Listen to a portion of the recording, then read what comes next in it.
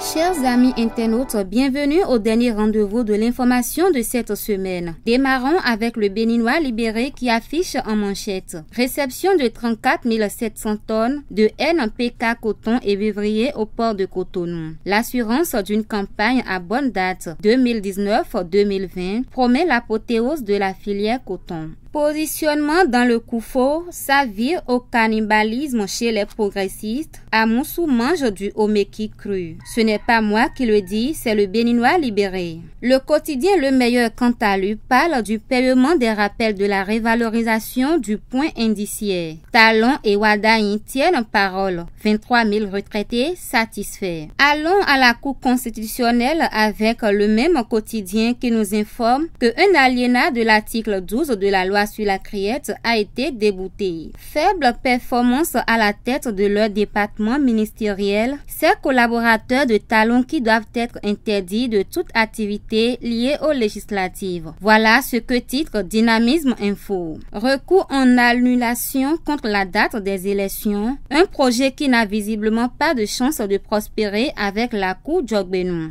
estime le quotidien Dynamisme Info. Le matinal parle également du paiement des arriérés de pension entre 2011 et rapporte que 23 000 retraités sont comblés de joie. Demande de rapport technique au procès ICC Service, le FMI invité à la criette, informe le matinal. Après la suspension des élections des responsables des établissements universitaires, les nominations des chefs d'entité prononcées, les enseignants protestent et menacent. Voilà ce que titre l'événement précis. Toujours avec le même journal, recours en inconstitutionnalité, la Cour Djogbenou casse une partie de la loi sur la criette. Fraternité à présent, recours en inconstitutionnalité de la loi portant création de la criette, la Cour tranche. L'alinéa 2 de l'article 12 de la loi numéro 2018-13 est contraire à la Constitution. Écho de la criette à Porte-Novo, ICC Service assure avoir payé des impôts, Djogbenou s'offusque. Ce n'est pas moi qui le dis, c'est Fraternité. Le quotidien Les 4 vérités à présent, nomination des nouveaux responsables des universités publiques du Bénin, le président Talon prévient d'éventuels blocages. Le quotidien Nord Bénin dans sa parution de ce jour titre